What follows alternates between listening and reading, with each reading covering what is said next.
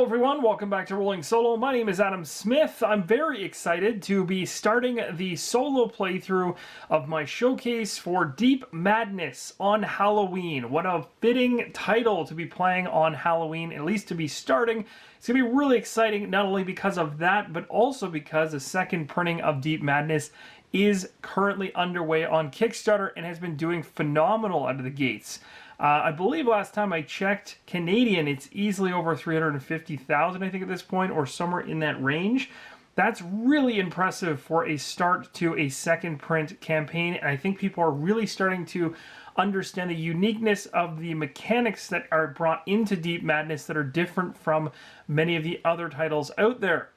So what I'm going to be doing in this video is focusing mainly on the solo setup. We're going to get the game to the table in the least amount of time with as little to no rules talk whatsoever. So I'm excited to get into this. So how about we move right along to the very first step of setting up Deep Madness. So the very first step you're going to want to do in Deep Madness is you're going to want to choose a scenario to play. Now there is a number of scenarios inside of this main core box experience, and you can play this in a campaign type format by starting with chapter 1 and moving through to the very end of the book.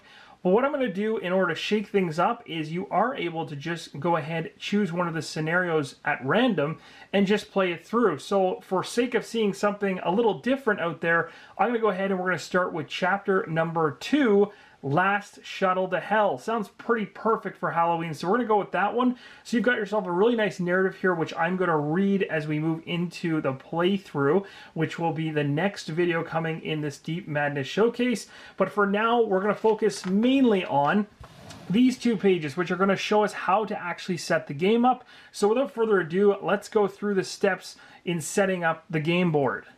One thing to note when you're setting up the game board is, of course, all the numbers for every room are located right on top of the pictured icons within the scenario you're playing. If they show the blue side, then they are the non-devoured or regular normal room state. If they're on the red side, then they're considered devoured, and you'll have to flip your tile over. But if you're looking to figure out which numbers pertain to the particular scenario you've selected, check out the numbers listed on every single tile in order to find them through your game box, or you can come down here to the bottom of the scenario book and find the room deck and devour deck, and those will also help you to find the numbers you need in order to build your game board. So let's get to the table and see how this layout looks. Alright, as you can see here, we have the far left-hand side of the map all sprawled out here. All the different map tiles have their own numbers on them, so we just matched them up to what was in the scenario book. And we did the same for this section of tile, which is actually separated from the other side. You might be wondering, what is that all about? Well, we'll find out more about that when we actually enter into the first part of the playthrough. For now, though, this side has been set up, and let's take a quick look at what the other side looks like. Lastly, in terms of the game board setup, we've now set up the right-hand side, which you can see is literally on its own with a separation in between. This is what the second or right-hand side looks like. We just looked at the left. We'll talk a little bit why there is separation between the two when we jump into the playthrough, but it should be exciting. This is definitely a different style of a setup for a game board. Next, we're going to go ahead and start putting out all the tokens that belong on the game board, and we'll do these one at a time in order as it shows in the scenario book. First up is the code token. So we're going to place this right in the center there. This is actually where our heroes and survivors will be starting. We'll talk more about that when we get into the gameplay. Next up, we've got hatch markers. So in this case, I have the actual 3D hatches, so I'm going to be putting them here. As you can see, in certain situations when you're setting up scenarios, there'll be a wall blocking and there's a hatch showing. It's got an entrance into this area, but you can see it doesn't as of right here. In the scenario book, it'll say that you're supposed to place a hatch right here. So for any of those types of situations you see when setting up the game board, do not worry, because hatches will in most cases cover those spots, allowing passage through. So I'm using the 3D ones. They look a little bit cooler. They also show that we can close and lock those hatches, which will come in handy when we're dealing with a ton of monsters. The next token to put on the game board is the flooded tokens, and they can be found by looking for the F in your scenario book on your game tiles. And in this particular case, there are no flooded tiles starting on the left-hand side of this particular scenario, but the right-hand side has a token in every single space. So I've gone ahead with the flooded token, which looks just like this, and I've placed one in every single location on the right-hand side of this game board. So this next step has us focusing on the spawn markers, but we're actually even more so focused on what's underneath or on the flipped opposite side of these spawn markers. As the spawn marker is considered the red side, if we flip this over, we find the devoured effect side, and there's 6 different devoured effects that are on the opposite side of these tokens here in front of us, but we're not supposed to know what they are. We're supposed to shuffle them without knowing. Of course, it's easier to place them on the table and shuffle them around, and then once they're situated like this in a gigantic pile for this scenario, we're going to be going ahead and we're going to be taking one of each of these spawn markers and placing one in each of the devoured tiles. So every tile is going to have one of these tokens in there. Now you might be wondering, well, what area within the tile is it? Well, I'll show you, because the actual game book itself for this scenario specifies exactly which area these particular devoured effect markers are going to be. So once we put this spawn marker in its appropriate tile, we're then going to reveal it and find out what kind of nasty devoured effect is going to be plaguing our heroes and survivors as we try to get through that particular spot on this mining site. So to start us off, we'll start with the right-hand side of the board, and the scenario denotes that there's 3 devoured tiles on this right-hand side. So we've got 3 spawn tokens in each of the tile places. So you can see they've already denoted what areas that these spawn markers will be sitting in, but they're going to flip over to their devoured effect side now, where we're going to determine what kind of nastiness they're throwing at us, except I'm not going to explain all that. We'll leave that to the playthrough. So for now, I'm just going to show you. For those of you that know how to play the game, you'll know what these are the second you see them, like me, but I will be explaining exactly what they are once we get into that playthrough. So here are the ones for this side of the board that we're going to have to deal with. And here's the last one. And then we're going to move over to the left-hand side of the board and reveal those. All right, so we're looking at this side of the board now, which is the left-hand side, and we have 3 devoured tiles. So the central one here, this one to the left, and then one way up here north. So we have spawn markers on all 3 in the positions that the scenario denotes they sit in, and we're going to go ahead now and reveal the devoured effects side of them. So this is the one I got for the central tile that's been devoured. Over here to the left, we got this one. And finally, to the north, we have this one. And that's going to do it for revealing the devoured effects. The rest of the spawn markers that were not used as part of this step can now just be placed somewhere near the game board. So I'm going to move them far north. We're going to keep them in a pile, again, face down, but organized and within easy reach for use within the game. Next up to deploy for tokens is the entrance markers, and these are very easy to distinguish off the scenario book. So we're going to go ahead and place these onto the tiles that they correlate to, and then I'll show you guys an overhead view of where these particular entrance markers sit. Alright, so I've gone ahead here and put all of the entrance markers into play. We've got a green one over here, we've got a red one right here, a yellow one way up here for the left-hand side of the board. Let's take a look at the right-hand side. The right-hand side of the board has the red one down here, the green one over here, and the yellow one way up in the top right-hand corner. And that concludes putting out your entrance markers. Let's move to the terminal markers. These tokens are next, and they're called the terminal markers. And in this particular scenario, you need 1, 3, and 4. And we're going to go ahead and place them on the game board, and I'll show you exactly where they go. So terminal marker number 4 on the left-hand side of the board landed right here in tile number 5. Terminal number 3 landed right here, and terminal number 1 landed right here, and that covers the left-hand side of the board. The next token to put down is called the energy token stakes. These ones are going to be energy tokens in a stack from 3 to 2 to 1. 3 on top, 2 in the middle, and 1 on the bottom for each of the 3 major colors we're using in this particular scenario. So we've got yellow, green, and red. So I'm going to go ahead and stack these all just like that, and we're going to place these in particular spots within the scenario right now. Alright, so we're going to go ahead and put these stacks down. It's going to be for the energy tokens. We're going to start with the red one, and the red one is going to be right up here in the top right-hand corner. So it's going to sit just like this.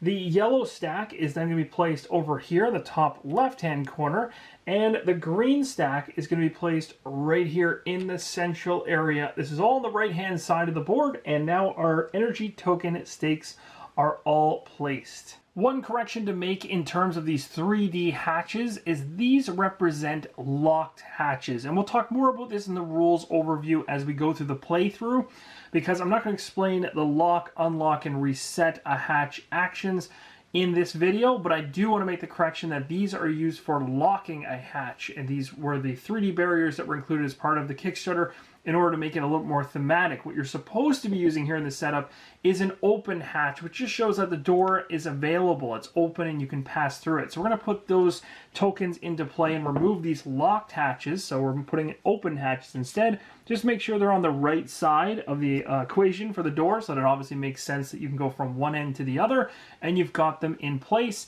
You don't have to worry about wondering where they go. The scenario book specifically states for each scenario where they land. Next up, you're going to go ahead and find the deck of cards that has a back looking like this. And you're going to find all these cards because you're going to be creating the room deck and devoured deck. Remember from back earlier in the video when I showed you inside of the scenario book that it lists out every number of every tile, plus you can see them visually out here as you've already set the game out. All the room deck cards are numbered and they are not devoured. They look like this. So they're like tile number 5, for instance. So you'd go through this deck and you would try to find the card that is listed as 5. And once you find it, you can place it face down like this. You then go through and try to find every single tile that is not devoured, place that room card down, facing down, into a pile. You're going to shuffle that pile and you're going to place that pile anywhere within easy reach of the game board. Then you're going to go ahead and create the devoured deck, which is simply the exact same thing, and that's going to be going ahead and trying to find all of the particular cards from this exact same deck that have been actually devoured, but instead you're going to leave those cards face up. So over here we have number 2. So we would go through this deck, we would find 2, and this would be the start of the devoured deck. You would then continue to go through that until you find all the devoured tiles, put them in a stack, and then shuffle them. Once they're all shuffled, you'll place them somewhere within easy reach. I'll talk more about how the mechanics of that works during the playthrough so that you can see, but the important thing to note is you shouldn't know the order of this particular room deck. You should only know that the tiles that are not devoured in your scenario are in there 100%, and you should ensure that you have all of the devoured tiles cards facing up, and you should have shuffled them and then just stop shuffling and place them face up. And I'll show you more about that when we get into the playthrough. So I went ahead and I shuffled up my room cards and put them, the ones that were not devoured, face down, and then took all the other tiles that were devoured, shuffled them all together and put them face up. And the one that's face up that is visual to us is 21. Again, talk more about that in the playthrough, but now you've got your room deck and your devoured deck all set up. The next major step for setting up the game is setting up the Devouring Track. This Devouring Track is very deadly and will change and is customized per scenario, which is really cool. Adds a lot of difference to how the game actually evolves over time. It's really, really cool. You've got all of these particular trade blocks is what they're called, and you've got these markers, and they're double-sided, so the scenarios can use, you know, multiple of a certain kind if it wants to go that route, or throw different effects at you, and it can time it differently based on where it is along the Devouring Track. So it's very cool, but all you have to do is reference your scenario book in order to see exactly how to create that. I'm going to show that on screen right quick, and then we're going to show you exactly how it's all done set up. Now, what you're seeing here is the 3D plastic tokens. So these are a little bit higher quality than what's in the base game. They're normally just cardboard tokens, and they look just like this, but they're just in cardboard form. These are plastic, so they just look a little bit better, and to be all honest, I really, really like them. So I wanted to give you guys a quick look at the rulebook for the Devouring Track for this scenario so you can actually see exactly how I'm supposed to create it. I'm going to go ahead and do that in the next section here, but first I'll just show you the outline. So this is exactly how it should look when I'm done assembling the Devouring Track for scenario number 2. You'll also see that it specifies the hazard effects and each of these particular tokens for these hazards, which will randomly happen throughout the Devouring Track, will do certain things that are specific to this scenario, and that's how this game keeps kind of the fun being thrown at you. No matter what scenario you're playing, those hazard effects are going to change, alter, based on whatever your objective is. There's no point going over them in this setup video though, but I will definitely be talking more about this in the playthrough. So let's move ahead with assembling the Devour Track. There we go, we got the Devourer Track all set up, and we also have the marker which we put over here, which we'll be using to move along this track. We've got it all set up exactly the same, including the numbers along the top, as well as all the hazard effects based on this scenario. So that's as simple as it is to set up that track, so let's move on to the next part of the setup. So as you can see right now, there's another tile here, and you might be wondering, hey, where did that come from? That actually came from the special instructions section, or basically the additional rules within the scenario state beyond what was seen inside of the visual for the game tile setup. There actually was wording specific to having game tile 30 ready to be used for the particular scenario later on. Those are the kind of rules you want to watch out for. There's a special rules section for every scenario. You want to make sure that you gather any tokens, tiles, characters, monsters, anything that it references that may come into play. In this case, for this scenario, tile number 30 has a very important aspect within the gameplay that I'll talk about when we get into the actual playthrough. For now, I'm just going to set this tile within easy reach off to the side.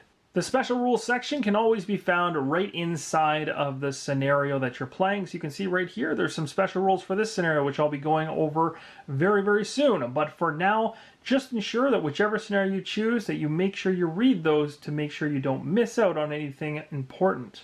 All right, so the next major step is to choose your investigator. So this is obviously a very fun step because you're picking from a number of characters that you can potentially be in Deep Madness. Now, the core game comes with these 6 characters. We have Arthur, Randy, Roman, Felicia, Jared, and Samuel. So these are the 6 major characters. Of course, if you purchase any of the extra expansions and all that other content, you'll get some additional base characters that you can use inside of the game, and they do add quite a bit of difference. They do have that health and sanity kind of situation going, so there's going to be different variances between the different characters.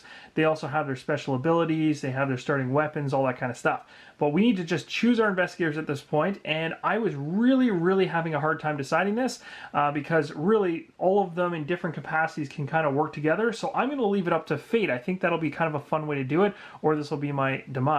But I'm going to roll a d6 multiple times, and I'm going to leave it as 1, 2, 3, 4, 5, 6 until we get 4 characters. We are playing this solo, so essentially we're going into this, and I'm going to go into this completely. We're going to make whatever team comes together work. So here we go. First roll, let's see what we get. We have drafted Felicia as the first character, so Felicia's going to be set up. 8 health, 3 sanity. The next roll is a 1, so we've got Arthur, this guy right here. Rolling again, we got a 4, so that's going to be Jared Drake. And lastly, we got 6, which is Samuel Smith. He's a tank. All right, that's pretty decent. We didn't do too bad on that one. I'm quite happy with that. So those are going to be the 4 characters we're going to go ahead and set up. Now, just so you know, when you're playing the game, you can choose your characters however you want. You can actually put some strategy behind it, choose ones that have good synergies between each other. I thought it'd be fun to just make it random and see what happens. Once you got your character selected, you're going to have to go ahead and find all of the activation cards for the characters that you chose. So there's going to be a bunch of these cards inside the base game. Some of them are double-sided, and we'll talk more about that in a second, but they're going to come into play for solo, so they're very important. But we're going to go ahead and grab the activation cards for all the characters we happen to get. We got Arthur, so that's one we need. We also have Felicia. We have Jared. And we didn't get Randy, and we didn't get Roman, we got Samuel. Okay, perfect. So we got our 4 activation cards. Let's go ahead and set them all up on the table here. So the next portion of the investigator setup is to take all the activation cards that you just pulled out of the deck, and you're going to find all of the ones that have double sides to them. There should be 2 of them in the base game.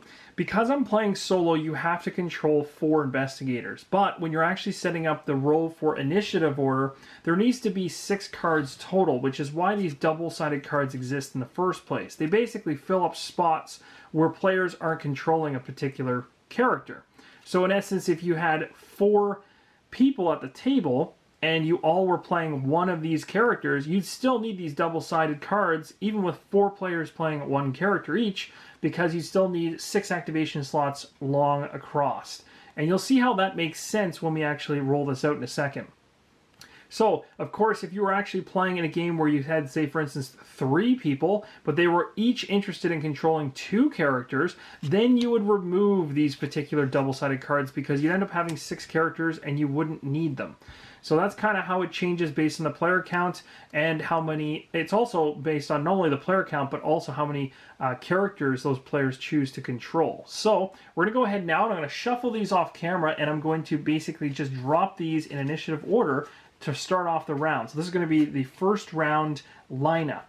So here we go. First thing to come out is Samuel. So Samuel will be going first. Next up is a blank activation. Then it's Felicia. Then it's another blank activation. Then it is Jared. And finally we have Arthur. And I just basically laid those right underneath the Devouring Track. Just makes it nice and easy to see. So let's move on to the next step with the investigators. The next thing to grab for the characters or investigators is going to be the drowning dial. So this dial sounds bad, but you're going to want one because it's going to be starting at 6. And you're going to have to build these. They come disassembled in the box, but you quickly can put them together very easily, just punching them out and putting the black pieces in the middle to create the dial. You're going to want to make sure all of them are set to 6, unless, of course, special rules or the scenario in any way, shape, or form specifies a different number. But for now, 6 is perfect for scenario number 2. The next step is going to be looking at each of the character cards in the bottom right hand corner, and if they happen to have a search card, they're going to gain that right away. So in this case, Felicia has the scalpel card, Jared has the pistol card, and Samuel has an SMG, which is just off screen, so I'm just going to slide these over so you can actually see that. There we go. And the doctor actually doesn't have anything at all. So we're going to go ahead and give those cards to each of the characters now. So Samuel's going to end up with an SMG, which is going to come in really handy. Jared's going to be going out with a pistol, and the scalpel is what Felicia's going to have going into it. And now we're just going to go ahead and separate these out so that they're laying out evenly in front of us in a much more organized manner. Now we have all the characters set up, organized, and ready to go. The next step of setup is the monster setup, and this is crazy because there's so many monsters in this game. So in order to do this in a fair way, I didn't want to introduce too many monsters from the Kickstarter extras or from any of the expansions and things like that. I want to keep it to the base game, but I'm going to shake it up a bit, and I'm going to add in an epic monster so that we're not just fighting the regular monsters. So we pull 6 monsters essentially from the deck, but the first thing you do when you're going through that base game is you're going to look for all these cards. These will be on a big pile together. You're going to find a couple monster cards that are long like this that are double-sided. You're going to remove every single one of these because they're either scenario or special effect, or they're part of a scenario that may have them pop out of nowhere, or they're just specific to a scenario. So you're going to remove every single one that's double-sided out of the pile. You're going to keep checking to make sure that it is double-sided. So those ones should all be out. And this is going to leave you with cards with these backs. And if you take a look at the front of these cards, in the top left-hand corner, if it's that symbol, it's kind of a regular monster. So there's a whole bunch of those, of course, all the way through. But then near the tail end, you get a couple epics. So we could end up having to deal with this particular friendly character, or this individual, or maybe even this one. Now we're going to be playing so that we only have one epic monster as is recommended by the game. It says if you go ahead and add any more than one, it's just going to likely turn into a disaster fest for you. It's already an insanely hard game, even with just regular monsters, so me adding an epic in already is going to cause me some serious problems. But I'm going to do it because it'll be fun. So what I'm going to do is off camera, I'm going to quickly shuffle these up, and I'm going to come back and we're going to draw 6. Alright, so I got the cards here in front of us. I'm going to be going ahead and drawing out 6. Of course, if we see the first epic, we're happy with that, even though we're not necessarily happy because epics are going to be nasty. But if we see a second one or a third one, we're just going to discard it and continue on. We're basically going to be grabbing a monster and putting it in position and linking it with each of these particular activation cards all the way along. So one will link with Samuel, the next will link with this empty one. And I'm also going to talk about how these empty ones work with a solo player in terms of when they play the game and the benefit that you get by having these 2 blank spaces, because you'd think if you have 6 monsters across, you're already outnumbered in terms of how many times the monsters will activate versus the characters or heroes or investigators, but we'll talk about that later in the playthrough. So here we go, 6 cards. We're going to draw the first one. We got our epic monster. Oh my gosh, right off the bat. Okay, so Samuel's going to have substance. It's going to be our first monster there. That's nasty. Second one in line is going to be, so another epic. This one has to be discarded. Next up, we've got Twisted. So Twisted's going to be right here. Oh, this is not good. Okay, Hysteria. So we're going to have to maybe just shuffle these down just a little bit, or I'll have to reorganize the row as we go. Agony. It's going to be another one we have to deal with. This one is, no, this is an epic monster, so that'll be tossed. Ravenous. That reminds me of, I think The Last of Us is what the Ravenous reminds me of. Whenever I see that, I think of the the Last of Us every time. Putrid is going to be the last one. Okay, so that's a pretty disgusting row of monsters. So the ones that we didn't get are these three. So these are the three that we either lucked out and didn't get, or we just didn't get them. I don't know, maybe those ones would have been the better ones to get. Either way, those are the monsters in the row. I'm just going to do a little bit of rearranging to make sure everything lines up nicely, and we'll move on to the next step. The next step of the monster setup is you're going to go ahead and grab every spawn card that relates to the monsters that you've chosen. You're going to put them into a pile, shuffle them up, and put them within easy reach of the game board. Just like that, all the spawn cards are shuffled up in the center of the game board within easy reach. The next thing that's going to be very important to do is go ahead and get all the miniatures ready. Now, I'm not going to place them on the game table like I have here because there's just going to be too many of them. There's multiple of many of these monsters. Some of them there's only one of, like the epic one here. But the main reason I wanted to show you this is that there are these really convenient black bases on these guys, and you can go ahead and put those on. They come inside the core box. You can also buy additional bases, I believe. The really handy thing about them is they allow for you to actually put in tokens behind them, like damage tokens, and actually have them connected to the monster as it moves around the board, so there's less maintenance time of moving things around when the monsters are shuffling about the board. So that's awesome. Seeing as you already know what's going to be coming out, this is a perfect time in the setup to go ahead and put all these black bases on all the monsters that you're likely to run into, including every one that's a duplicate of that particular kind. And of course, the epic monster won't have any duplicates as it's the only one, and it also will not have a black base. And seeing as you're digging around the box for the monster miniatures, you might as well try and find your investigator miniatures as well. So I've done that. I've grabbed the 4 as well as the colored bases that you can choose from. And you can snap those on if you'd like, if that helps you distinguish them on the board a little easier. Now we need to get our search deck squared away. So first off, find the search deck. They have backs just like this. And at the very back of that search deck, you're going to find, once you go through all of the cards, the last 6 should start with Healing Syringe and go through about 6 cards with the word syringe in them. Take those cards out of the search deck and place them aside. The only reason that you would use those is if you're using the more prepared variant of the Deep Madness campaign. And I'm going to actually throw that at you guys in the comments below. Let me know, do you think I should do that? Because the more prepared variant would allow us to have a little bit more of a leg up. It might be necessary with the fact that we threw in an epic monster. So let me know, for those of you that have played the game before, should we do that to kind of help balance things out? Because again, monsters should have just been normal for this scenario, and I chose to up it to epic. Should we kind of rebalance it with that or not? I'm going to leave that up to you guys. But regardless, we're going to take this whole deck right here, we're going to shuffle this up, and this is going to create the search deck, which we'll place within easy reach. Alright, so the search cards are all shuffled up. We'll place them right here within easy reach to pick up when we go ahead and search particular tiles once per round. Now you want to find the Madness deck and the Consciousness deck. You're going to want to shuffle those cards together, but keep them separate, of course. The backs will be easy to distinguish each of these decks, and then put them within easy reach. For now, I've gone ahead and I've placed them very close to where the search deck is. Both of them, the Consciousness deck and the Madness deck, are just above it within easy reach. The next thing to do is just to put the tokens around the game board that makes the most sense to you based on the tokens that you will use the most. And at the very beginning, when you're first playing Deep Madness, you may think you need everything out there, but the setup at the very beginning of the manual does a very good job of telling you the important tokens to put out. So one of the major important ones is the slow and weaken tokens. So those are right next to the spawn deck here. Underneath of that, you've got your broken lock markers, so those are very important as well. And then underneath of those, you have the success tokens. So those are a number of other tokens that you might run into and might need during gameplay. I've also gone ahead and put a pool of health and damage tokens, as well as sanity and madness tokens a little bit closer to my characters, so I have them within easy reach because it's likely they're going to be taking a lot of that during the gameplay. And here I've placed the wound tokens on the right, as well as the madness and the sanity tokens that are double-sided on the left, within easy reach of my characters and the monsters, so that I'm able to put them on and off as I need to.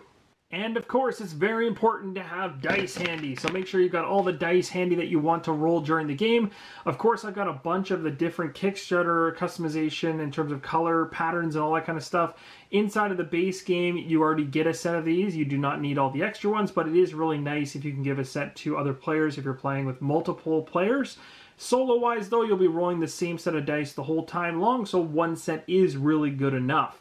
But make sure those are within easy reach because you'll be using them quite often. It's always good to have a reference card ready. This helps you with the game rounds, the investigator actions, and the investigator attack. This is all part of the core game, so handy to have one nearby if you're playing solo, or there is enough to give one for every player up to 6 if you're playing with that many players.